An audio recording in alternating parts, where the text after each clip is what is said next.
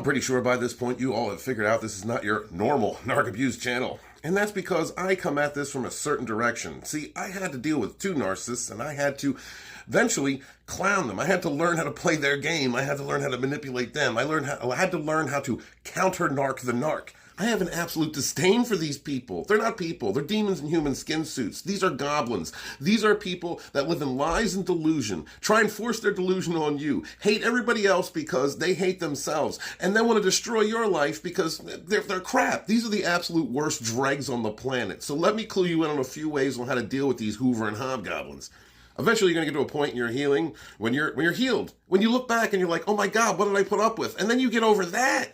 But the game still goes on for the narc, especially if they're very manic and very stalkish. You could decide to either go no contact and just never deal with it again and just block and swat away that toxic gnat, which is perfectly healthy for you to do because they're not going to stop stalking.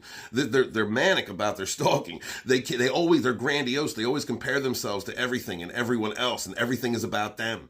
Or you can make the decision to clown them. You can make the decision, if you make content like myself, whenever those goblins come back around, you can monetize that ass, make money off of them, clown them. This is actually the goblin that came after me. He uses the tag, I bet you won't, in all of his stuff. Like that's his tag, right? I bet you won't, because he's a tough guy. That picture that he uses is from like 20 years ago when he was healthy. Trust me, nowadays he's all methed out and skinny and cracked out and freaking, he looks awful. He would never use a picture from himself today. He also has a huge insecurity with being bisexual. The narcissist that triangulated me with him pegs him in the butt. That's why I talk a lot about narcs putting things at their butt, because I think it's funny, and thank you to everybody out there who's actually confirmed that this is a thing. So she would devalue him during their ghosting stages by telling everyone, at parties, walking around thrusting and going, I'm going to go home and peg so-and-so. She would clown the crap out of him with this. So he has a huge insecurity about it. And when the grand discard finally happened and he was drawn to my house and I got to kick his ass after watching him beat her up, because he's a real man. He's a real man who beats up women. One of the things that he was really upset about while he was stalking around out front like a freaking grown toddler having a temper tantrum, throwing rocks and shit, was he kept saying F-A-G-G-O-T. I've mentioned this before, but because it got so ingrained in his head. Remember, narcissists are manic. Everything's about them. They're grandiose. They have huge insecurities. And when you deal with these goblins, like when you clown them, when you come after them, you circumvent that false ego, that false front they put up that you know is fake, and you go straight for the inner child. So my last video on Instagram was because this dude tried to Hoover me again. He tries to intimidate because he's a tough guy by liking your stuff and unliking it. like I'm watching you. I know I'm watching you. You're scared, right? No, I'm not scared.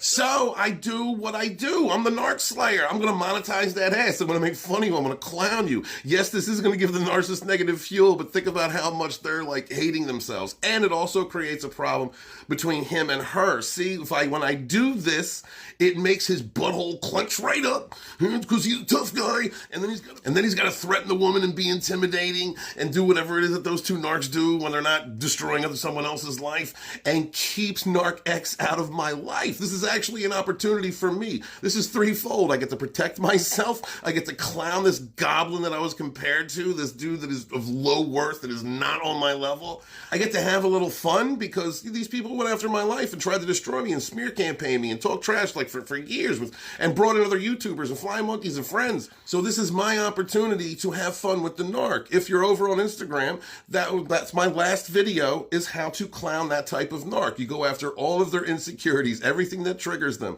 because they will never heal. It's not about healing. It's about perpetuating their sickness. It's about perpetuating drama. And if they're the type that just can't stop stalking you and can't stop coming around, use it to your advantage. Use it as an advantage to just play with the narc.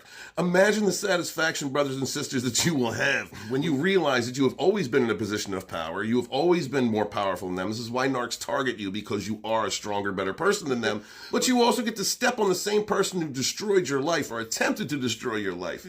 Clowning narcs, when you get into a position of self-control and self-power, when you know your worth, when you know your strength, and you understand what you're dealing with, is fun. It is hilarious. Of course, don't do this, ladies, if you're dealing with a real psycho narc. Remember that male narcs abuse women. They abuse you because they're tough guys, okay? And they will take that to any length. If you're dealing with a psychopathic narc, like, there's different ways you got to deal with it. Sometimes you got to go to the law. But whatever you do, protect yourself. Be good to yourself. Be good to each other, and never again suffer these fools.